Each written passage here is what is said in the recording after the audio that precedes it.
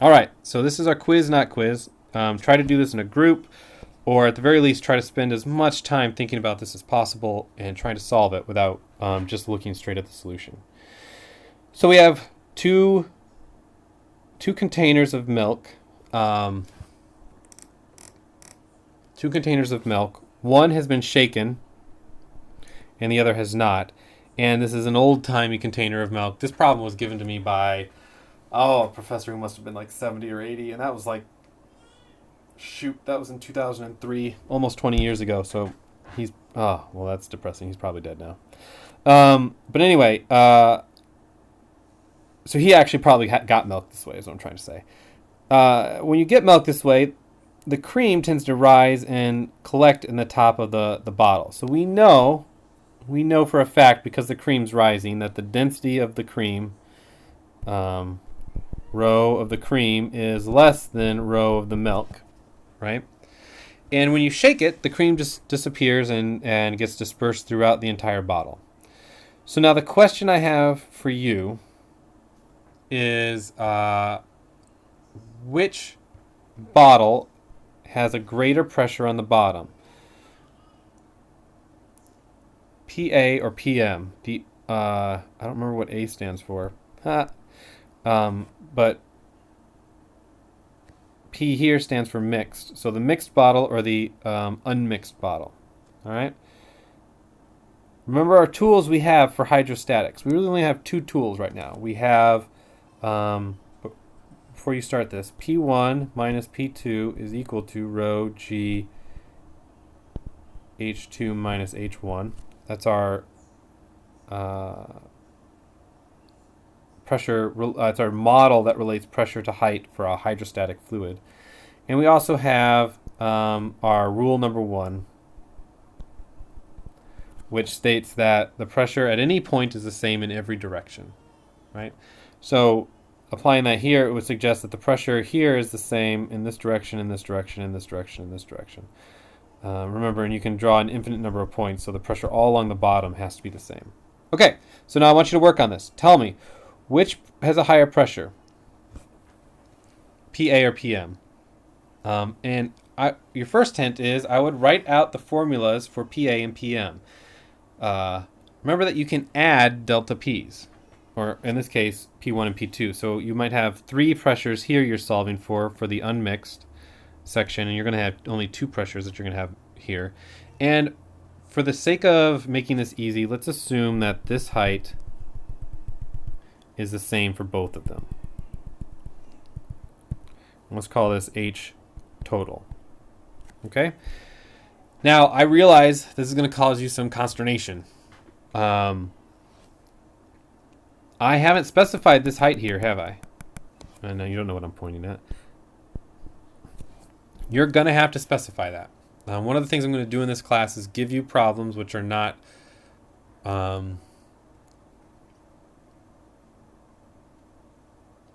how do I put this?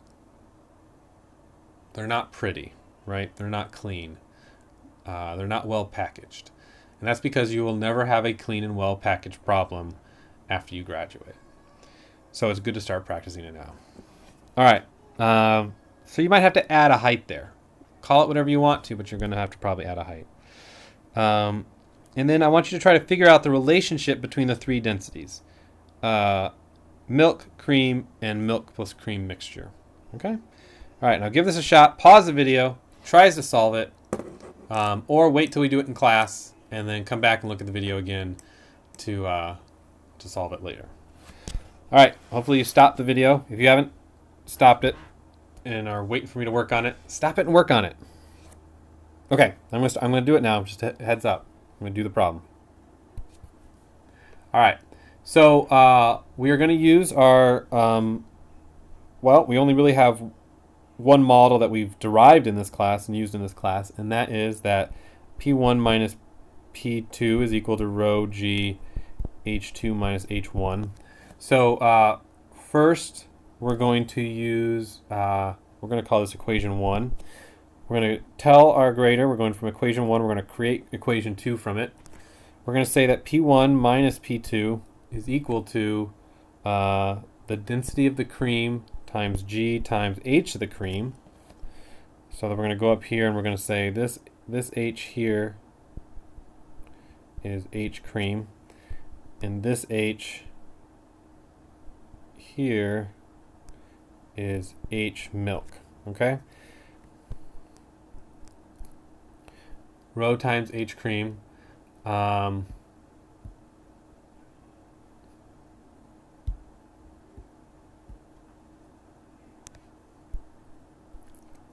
We're going to call this P1 and this is P2. And we're going to use a convention that we're going to talk about a lot here. We're going to say this is equal to 0 because we're using gauge pressure. And all gauge pressure says is that atmospheric pressure is 0. So it's just like all you're doing is subtracting atmospheric pressure from every pressure you have. So that the pressure that happens all the time, which is atmospheric pressure, is 0, which makes our equations a little bit easier. That's all that gauge pressure is. But you have to let the grader know, and you have to let your colleagues know that you're using gauge pressure. So we have that. We also have 1 to 3, equation 3, which is that P, what do we call it? PA minus P1 is equal to P milk times G times H milk. Rho milk, sorry, gosh, this is a rose. Great, and we can add these two equations together. P1 will cancel out, and we get that PA is equal to rho C G HC plus rho milk times G H milk. Awesome. And let's simplify this a little bit more. So this is going to be 2 plus 3 into 4. We're just telling our grader that we used equation 2 and equation 3 to create equation 4. And now we're going to take equation 4 and create equation 5 from it. And we're going to say that PA is equal to G times rho C times HC plus rho M times HM. Cool.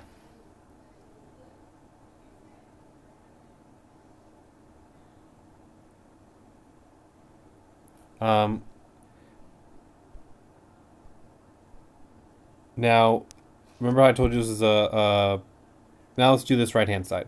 Okay, so the right-hand side is shaken, right? It's a shaken bottle, so we know that all of this is homogeneous, so it's actually a lot easier. We can go from equation 1 to equation, what are we at now, 6, and we can say that P mixed is equal to rho, let's be systematic about this. P mix minus P2 is equal to rho G H total minus 0, right? But yeah, it's H0.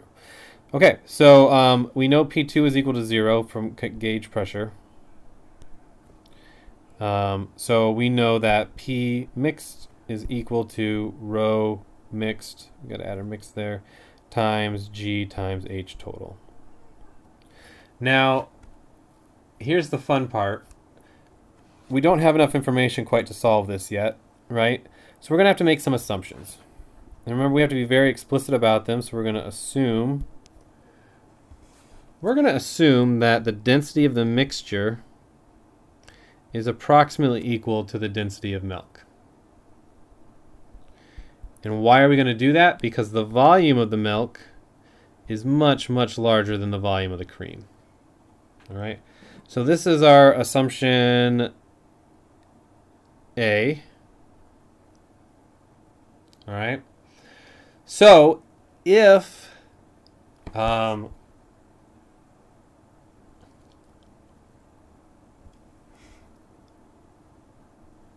this is true, this is basically equation 6.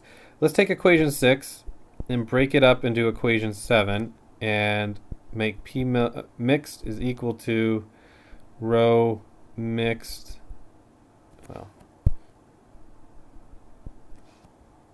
make G, we're going to try to make it look like equation 5 here. So G times rho mixed times, and we can split up H into rho mixed times H cream plus rho mixed times H milk. And now we can compare these two equations. So let's write these right on top of each other. PA is equal to G times rho cream times H cream plus rho milk times H milk. And PM is equal to G times rho milk, essentially, right? Because we know that milk is equal to the same as mixed times HC plus rho milk times HM. So these two are equal. These two terms are equal, but rho milk is greater than rho cream, so we know that this component of the is larger than this one, so we know that pressure under the mixed section is greater than the pressure under the unmixed section. How many people guessed that? Raise your hand. Yeah, that's good. All right, we're going to do a little bonus thing, and that's our semester-long design problem, which will kind of help us learn how to use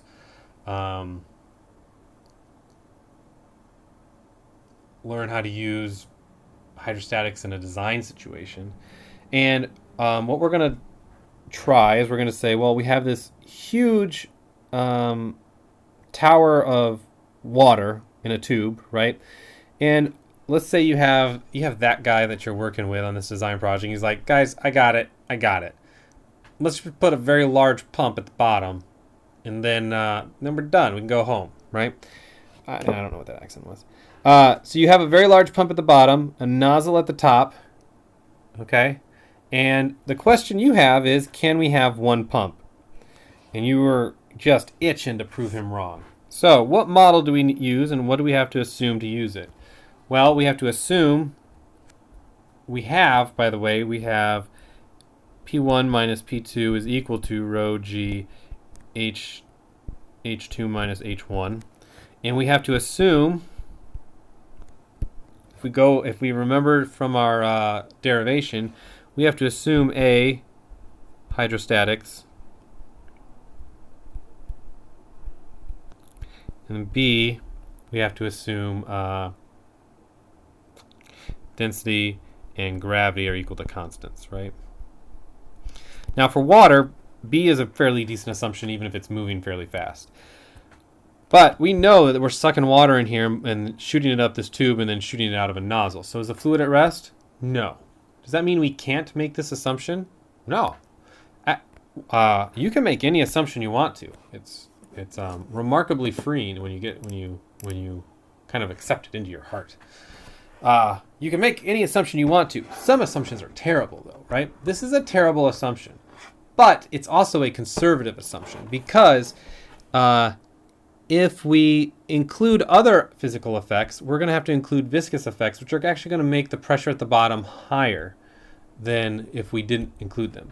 So if our system fails for this under these assumptions, it will definitely fail under more rigorous assumptions. So it's okay to make some really bad assumptions as long as you know how they're going to affect your answer. In this case, they're going to make our answer more conservative, okay? Great. So let's do this. Let's call this right here at the bottom, we'll call that point 1. We'll call up here right before the nozzle point 2, P2. This is P1. We're going to call the total distance between these two. Well, let's say we want to actually get to space. So this distance here will be 60,000 meters, about 60 kilometers. That's low space, right? Very low space, but still it gets out of most of the atmosphere.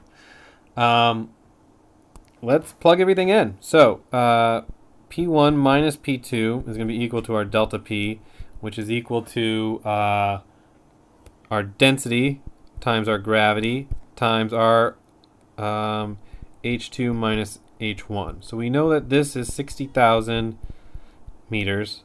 We know density is equal to 1,000 kilograms per meter cubed. So let's start writing this out. 1,000 kilograms per meter cubed. By the way, that's a value you should memorize. G is equal to, I just wrote G. G is equal to 9.8 meters per second squared, and our height is 60,000 meters. So if we plug everything in and solve for it, we get that This is equal to 5.88 times 10 to the 8th pascals. All right, so the question I have for you, is there a wall thickness for our tube that's containing this water that is thick enough? Like, what is this a physically realizable design?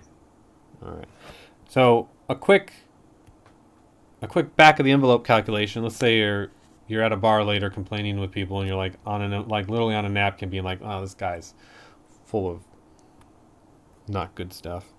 Sigma y for steel, let's just look at steel. The yield strength of steel is equal to 3.5 times 10 to the 8th pascals. So, if the pressure inside the tube is equal to 5.88 times 10 to the 8th pascals, it doesn't matter if we have a tiny little tube or what wall thickness is, the steel is going to fail, right? It's going to literally tear apart and just explode. So your coworker who just wanted to be done is, wrong. Cool. So that is how for our semester-long design problem we would use hydrostatics to kind of get a first cut at a first design. Now that was kind of a forced first cut, right? Nobody's going to realistically say that you're going to have a single tube with a single pump at the bottom that then has a nozzle at the top, right? Especially a 60 kilometer long tube full of water. But it kind of gives you an idea of how you can use some of these models, especially during the conceptual design phase, to kind of eliminate some possibilities early on, right? Great. All right, well, that's the end of this video.